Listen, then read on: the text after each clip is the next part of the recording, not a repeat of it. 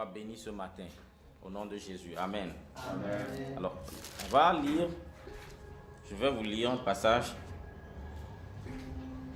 avant de continuer la prédication. Colossiens 2. Colossiens 2. Oui, Colossiens 2.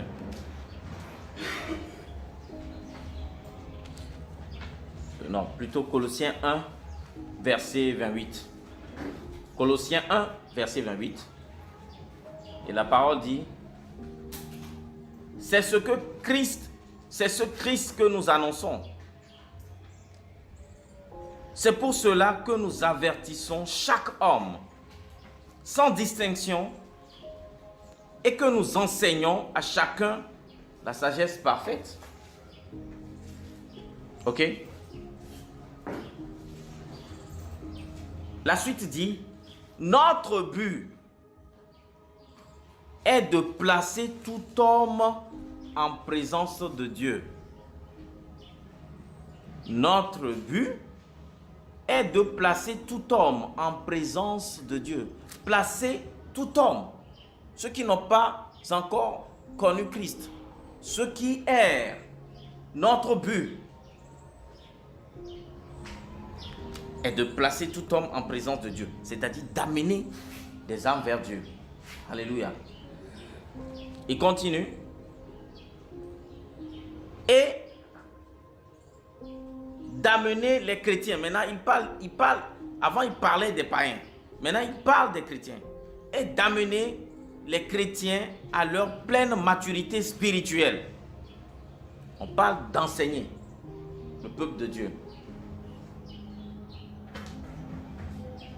Par une communion vivante avec le Christ. Ceux qui ne connaissent pas Christ, notre but c'est de les amener à Christ. Et ceux qui connaissent déjà Christ, mais n'ont pas la connaissance, nous allons les enseigner, nous devons les enseigner. Les amener à maturité spirituelle par une communion vivante avec le Christ. Alléluia. Donc nous allons terminer aujourd'hui le thème sur la communion. Et le titre de ce matin, le Seigneur veut se faire connaître à toi. Alléluia. Le Seigneur veut se faire connaître à toi. Amen. Parfois, il nous arrive de servir le Seigneur, d'être fidèle. Plus fidèle que les bancs de l'église ou les chaises. D'être actif ou active dans la maison de Dieu et vivre la confusion. Ouais. Et on trouve beaucoup de chrétiens qui vivent dans la confusion. Cette confusion s'exprime par le fait que bon nombre de chrétiens se posent des questions comme: est-ce que le Seigneur m'écoute vraiment?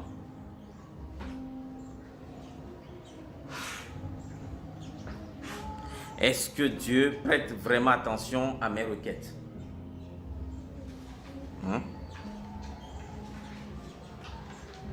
Pourquoi un tel silence du Seigneur? C'est des questions qu'on se pose, que nous posons. Et bon nombre de chrétiens se posent des questions comme cela. Là où c'est encore frustrant, c'est quand les frères ou les sœurs n'ont plus de vision. Ok? Ni des rêves et point de prophétie. Point de prophétie. Donc ce matin, nous allons voir un exemple d'un homme dans la Bible. Et voir comment un homme comme Élie a surmonté ce genre de difficultés.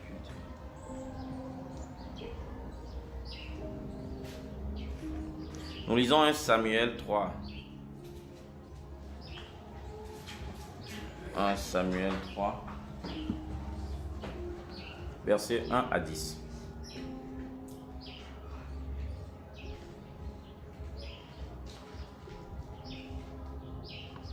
Alors, nous sommes dans 1 Samuel 3, versets 1 à 10. La parole de Dieu dit: le petit Samuel est au service du Seigneur sous la garde du prêtre Élie. À cette époque-là, le Seigneur parle rarement à quelqu'un ou envoie rarement des visions. Une nuit, Élie dort à sa place habituelle. Il est presque aveugle. Samuel aussi dort dans la maison du Seigneur, près du coffre sacré. La lampe de Dieu brûle encore. Le Seigneur appelle: Samuel. Samuel répond: je suis là. Puis il court auprès d'Élie et lui dit: tu m'as appelé. Je suis là.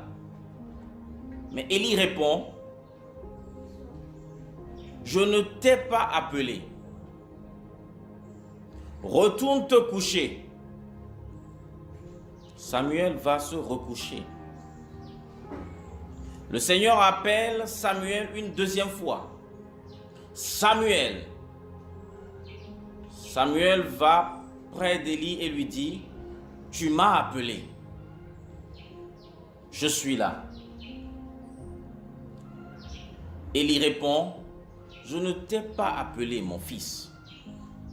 Retourne te coucher.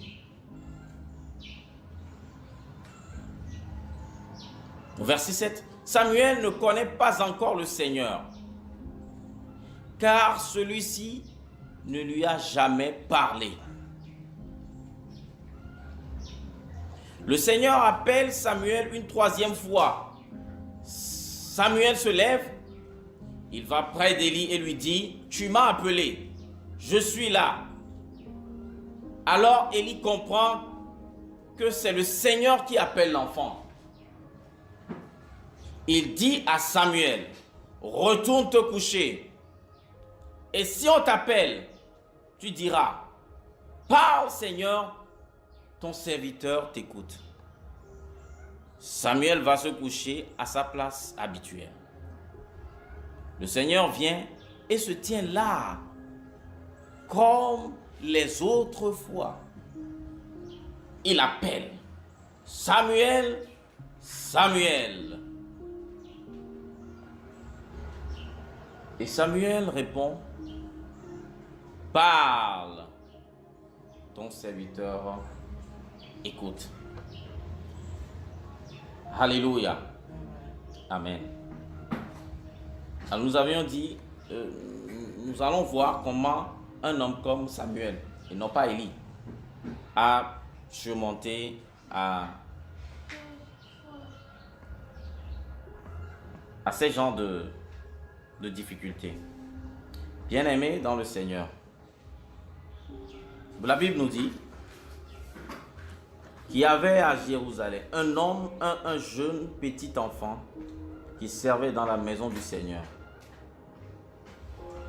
Il était très zélé, très discipliné, persévérant et respectueux. Il servait dans une attitude particulièrement innocente, comme un enfant, comme un enfant à qui on donnait un devoir à faire.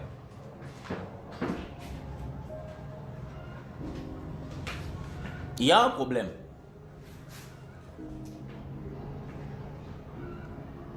Oui, il y a un grand problème.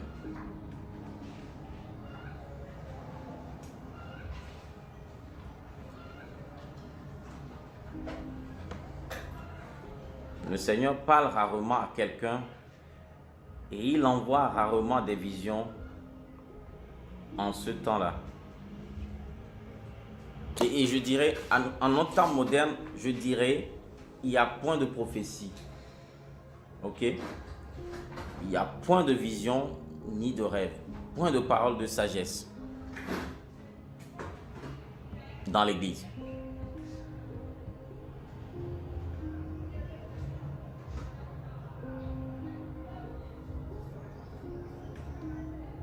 Mais Samuel restait continuellement dans la présence du Seigneur.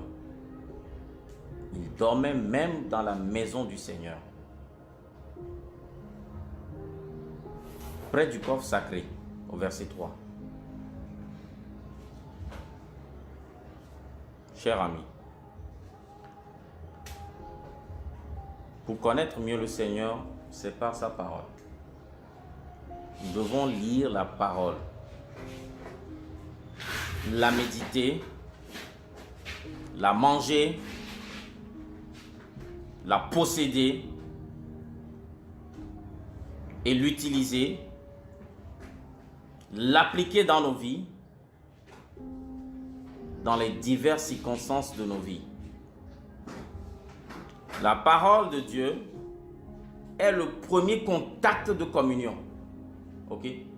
Premier contact de communion avec Dieu par le Saint-Esprit. L'honorable Saint-Esprit.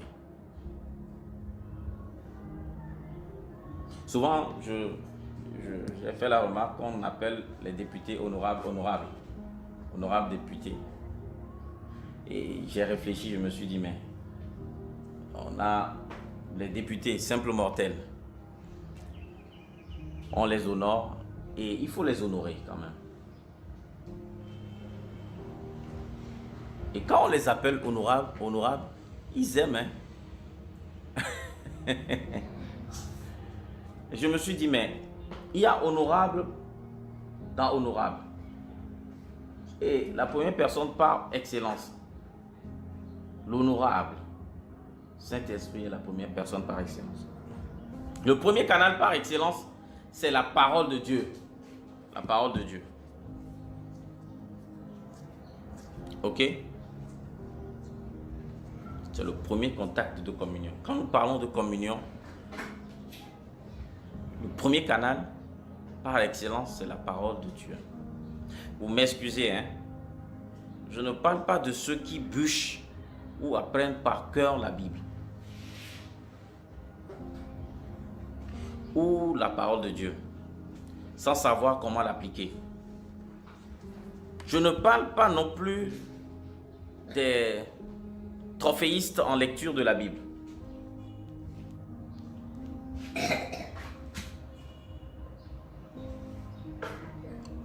C'est-à-dire ceux qui ont lu plusieurs fois la Bible en entier pour la forme. Dieu est Dieu, il ne change pas. Il est le même hier, aujourd'hui et éternellement. Le deuxième aspect de la communion, c'est la présence de Dieu. Nous devons apprendre à rester, à demeurer dans la présence de Dieu comme le jeune Samuel. Rester dans sa présence en faisant une lecture calme de la parole. En fredonnant, en chantant calmement des chants de louange et d'adoration. Nous pouvons amener des recueils de chants de louange et d'adoration qui élèvent et glorifient le nom du Seigneur avec nous dans sa présence et les lui chanter. Nous pouvons nous coucher, dormir dans sa présence comme Samuel. Samuel était dans la présence de Dieu, mais dormait avant que le Seigneur ne le réveille. Quand nous allons dans la présence de Dieu,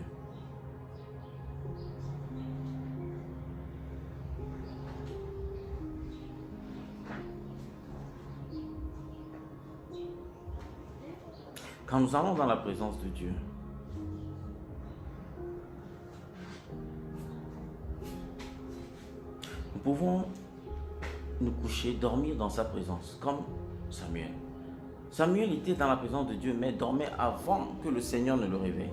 Quand nous allons dans la présence de Dieu, ce n'est pas pour quémander, ok, ou demander, ou pleurer, ou se lamenter, ou accuser le Seigneur. Non.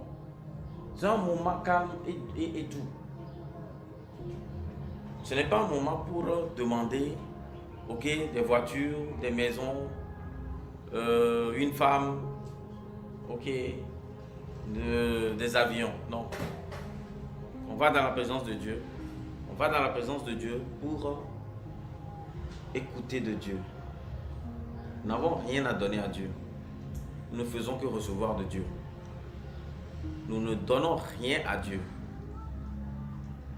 Nous devons comprendre que nous ne donnons rien à Dieu.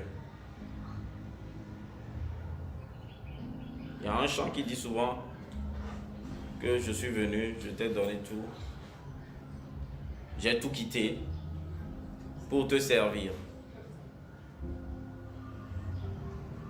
J'ai tout quitté pour te servir. Qu'est-ce qu'on a quitté? On n'a rien quitté. On n'a rien quitté. Plutôt, c'est lui qui nous a encore donné la vie par son Fils Jésus-Christ. Et nous l'avons pris. Alléluia. On n'a rien donné. On n'a rien quitté. Et je crois que si aujourd'hui, il y a quelqu'un ici, la personne a une maison, on lui dit de quitter la maison et d'aller servir Jésus. Et de dormir dans la rue, personne ne va accepter. Donc, on n'a rien quitté. Quand on te dit démission de ton boulot pour servir le Seigneur, personne ici n'acceptera. Donc, on n'a rien quitté. Par abus de langage. Les chantres, corrigez bien vos chants. Hein? Ah oui. Corrigez les chants. On n'a rien quitté. Alléluia. Alors, la parole de Dieu dit,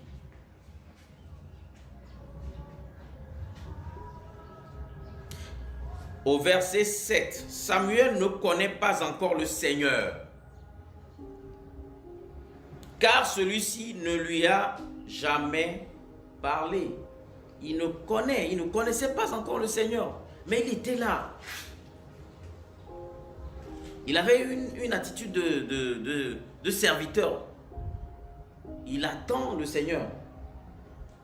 Et Samuel n'a jamais dit, oh, on m'a dit de servir un Dieu que je n'ai jamais vu, qui ne parle même pas. Et bon, il n'y a aucun signe. La Bible précise bien que Samuel ne connaît pas Dieu. Mais il était là. Il était là pour adorer. Il était là. Il n'y avait pas de prophétie en ce moment-là. En ce temps spécifique, il n'y avait pas de prophétie. Pour courir à gauche et à droite, comme dans notre temps, où les gens courent par-ci, par-là pour écouter des prophéties sur leur vie. Il n'y avait pas de prophétie. Mais le jeune Samuel était là.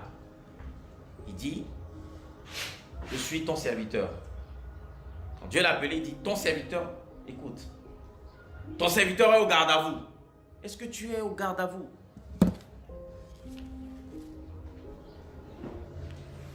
Est-ce que tu peux, dans ces moments difficiles du temps d'Israël, accepter d'adorer? Il y a des gens, ils viennent à l'église, on leur dit qu'il y aura prophétie, ils sont là. Mais quand le pasteur ou l'orateur ne prophétise pas, c'est fini. Demain, il ne vient plus. Il ne vient plus. Il dit, ah non, j'étais venu, il n'y avait pas de parole. Le prophète n'était pas connecté. Il n'était pas... Oh là là. Le Seigneur t'invite ce matin à revoir ta marche. Et à être communié à communier avec lui.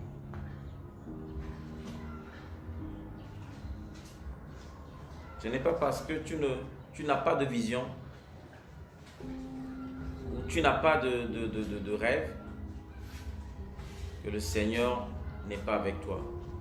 Le Seigneur est avec toi.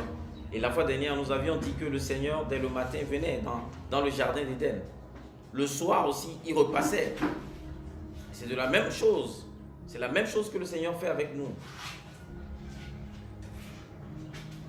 Est-ce que tu vas revoir ta manière de marcher avec le Seigneur? Ce n'est pas parce que le Seigneur, ces derniers moments-là, ne te parle plus, qu'il s'est éloigné de toi. Non, faux, archi faux. Il arrive des moments où le Seigneur même reste silencieux. Il ne parle pas. Il t'observe, il te regarde. Comment ma fille va faire? Comment mon fils va gérer cette affaire? Je suis là. Il est là. Dans le silence, il est là. Peuple de Dieu, ne vacillez pas dans votre foi ou dans votre adoration quand le Seigneur se tait. Parfois, on doit se taire. Parfois, on doit être calme. Et quand il n'y a pas de prophétie, ça ne veut pas dire que le Seigneur n'est pas vivant ou ne te voit pas. Il est là. Alléluia. Amen.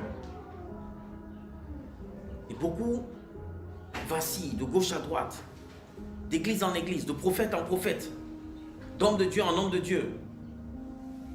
Ah mais, parce qu'il n'a pas la parole. Si du moins on a la parole, on sait qu'il est venu, il est mort pour nous, il est ressuscité le troisième jour, il a crucifié les autorités à la croix, les principautés à la croix, il nous a délivrés, il nous a guéris. Il envoya sa parole. La Bible dit, il envoya sa parole et il est guéri. La Bible n'a jamais dit que une prophétie a guéri. C'est Jésus-Christ qui guérit. Aucune prophétie n'a guéri. C'est la parole de Dieu qui guérit. C'est la parole, la parole Jésus-Christ qui guérit. La parole Réma.